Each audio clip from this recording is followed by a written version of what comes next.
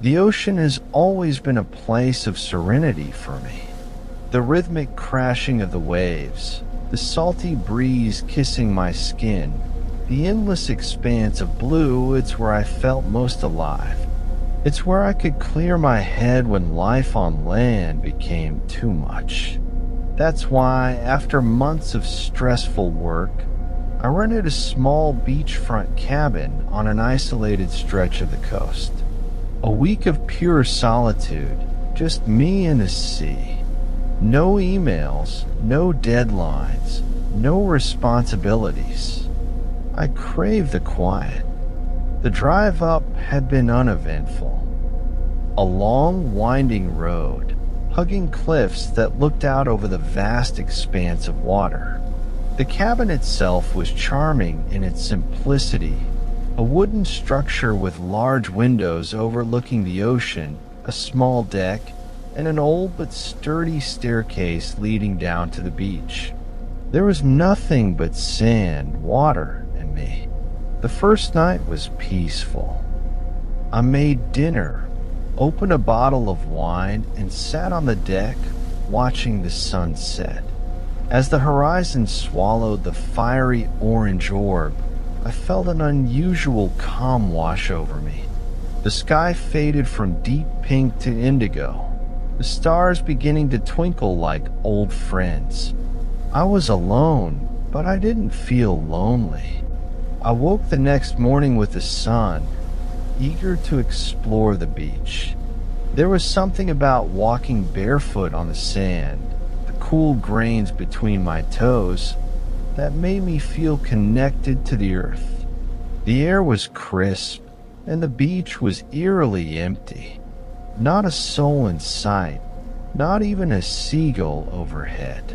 Just the steady hum of the waves and the occasional hiss of foam as it licked the shore. It wasn't long before I noticed something strange. As I walked farther down the beach, I came across a small object half buried in the sand.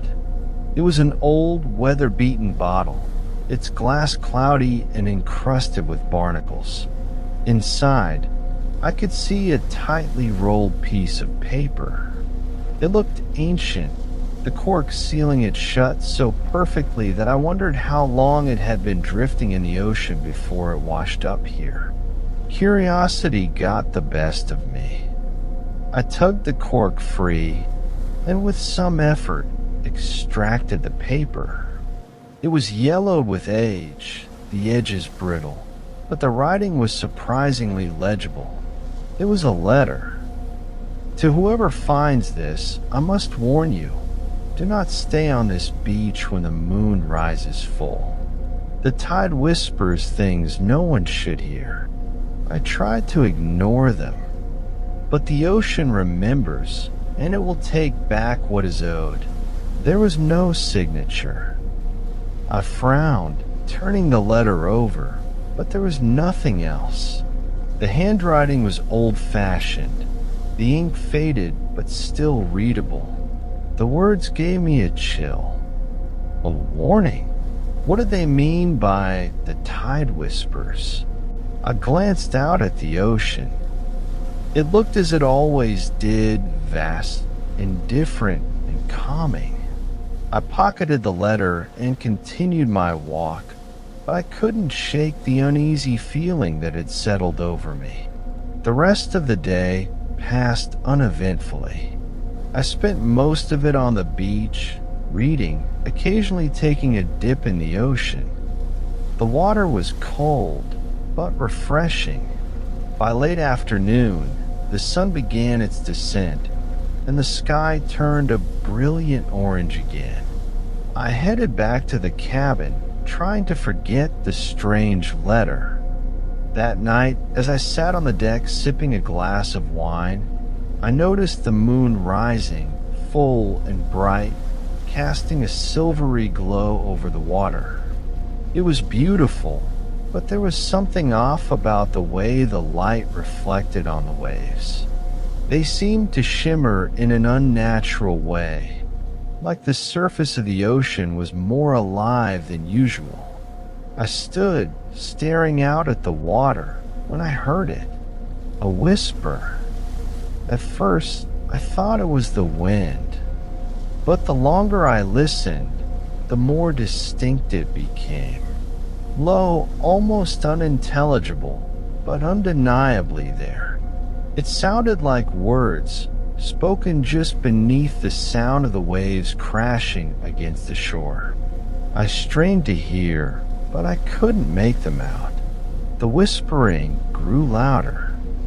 My heart began to race. I stepped down from the deck and made my way toward the beach, drawn to the sound despite the growing fear gnawing at my insides. The sand was cold beneath my feet, and the waves seemed to reach farther up the shore than before, as if the ocean itself was creeping toward me. The whispering stopped. I stood there frozen, staring out at the water. The moonlight bathed everything in a pale glow, and the ocean was eerily still. For a moment, I thought I had imagined it. Maybe it was just the wind playing tricks on me, or the wine dulling my senses. But then I saw something in the water. A shadow, moving just beneath the surface, slow and deliberate. It was large, much larger than any fish or sea creature I'd ever seen. My pulse quickened as I squinted, trying to make sense of it. It didn't move like an animal. It was more fluid, more human. Suddenly, the whispering began again, louder this time. The words were clearer, though I still couldn't understand them. They were foreign, ancient, laced with malice. My breath caught in my throat as I backed away, my feet sinking into the sand. I didn't know what was out there, but every instinct in my body told me to run. I turned and sprinted back to the cabin, my heart pounding in my chest. Once inside, I locked the door, my hands trembling. The whispers faded, replaced by the sound of my ragged breathing. I sat down, trying to calm myself. It was just my imagination, I told myself. I had read the letter, and now my mind was playing tricks on me. But as I sat there, staring out the window, I couldn't shake the feeling that I was being watched. The ocean, once a source of peace, now seemed sinister, hiding something beneath its surface. I didn't sleep that night. The next morning, I woke to the sound of rain. It was pouring outside, the sky dark and stormy. The ocean was rough, waves crashing violently against the shore. The unease from the night before still lingered, but I tried to push it aside. I was just spooked, I told myself. There was nothing out there. But the day passed in a blur of anxiety. Every time I glanced at the ocean, I felt that same creeping dread. Something was wrong. I could feel it. By evening, the storm had passed, but the clouds remained thick and oppressive. I stayed inside, avoiding the beach, but as night fell, the whispering began again. This time, it was louder, more insistent. The words were clearer now, but they were still unintelligible, as if spoken in a language I didn't understand. I pressed my hands over my ears, trying to block it out, but the whispers seemed to seep into my mind, growing louder and more frantic. I couldn't take it anymore. I grabbed the letter and read it again, hoping to find some clue, some explanation. But there was nothing, just the cryptic warning. My hands shook as I stared at the words, the weight of them sinking in. The tide whispers things no one should hear. A sudden knock at the door made me jump. My heart leapt into my throat as I turned toward the sound.